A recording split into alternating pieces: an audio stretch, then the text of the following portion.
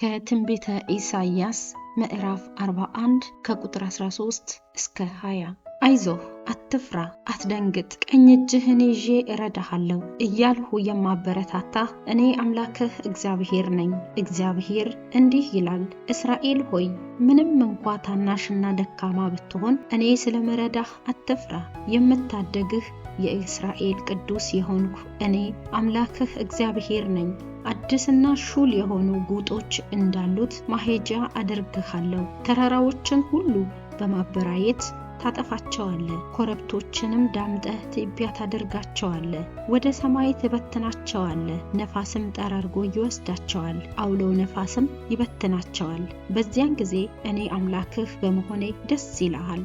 የእስራኤል ቅዱስ የሆንሁትንም እኔን ታመሰግናለህ። ሕዝቤ ተቸግረው ውሃ ሲፈልጉ ጎሮሯቸው ከጥማት የተነሳ ሲደርቅ እኔ እግዚአብሔር ጸሎታቸውን እሰማለሁ። እኔም የእስራኤል አምላክ ከቶ አልተዋቸውም። በደረቁ ኮረብቶች ላይ ወንዞች እንዲፈሱ አደርጋለሁ። በደረቁ ኮረብቶች ላይ ወንዞች እንዲፈሱ አደርጋለሁ። በሸለቆዎችም ውስጥ የውሃ ምንጮች ያልፋሉ። በረሃዎችንም የኩሬ ውሃ መከማቻ እንዲሆኑ አደርጋቸዋለሁ። ደረቁም ምድር የምንጭ ውሃ መፍሰሻ ይሆናል። ዝግባዎችን፣ የግራር እንጨቶችን፣ ባርሰነቱንና የወይራ ዛፎችን በበረሃ አበቅላለሁ። በደረቁም ምድር ጥድ፣ አስታና፣ ወይራ የሞላበት ደን አበቅላለሁ። ሰዎችም አይተው ይህን ሁሉ ያከናወንሁ እኔ እግዚአብሔር መሆኔን ያውቃሉ።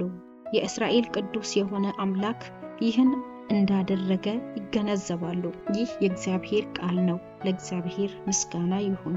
መዝሙር 145 የመዝሙሩ መልስ፣ ጌታ ታጋሽና መሐሪ ነው። አምላኬና ንጉሴ ሆይ ታላቅነትህን አውጃለሁ፣ ለዘላለምም አመሰግናለሁ።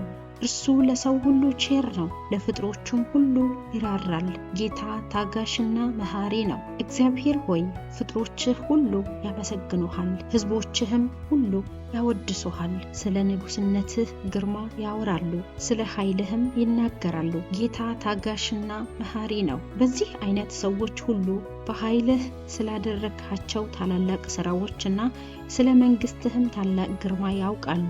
መንግስትህ ዘላለማዊ ነው፣ አንተም ለዘላለም ንጉስ ነህ።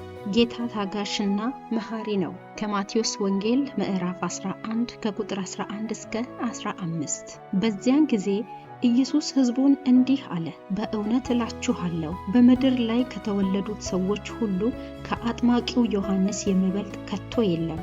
ነገር ግን በእግዚአብሔር መንግስት ከሁሉ ያነሰው ይበልጠዋል። ከአጥማቂው ዮሐንስ ዘመን አንስቶ እስከ ዛሬ ድረስ መንግስተ ሰማይ በጣም ትገፋለች፣ በብርቱ የሚጋደሉም ያገኟታል።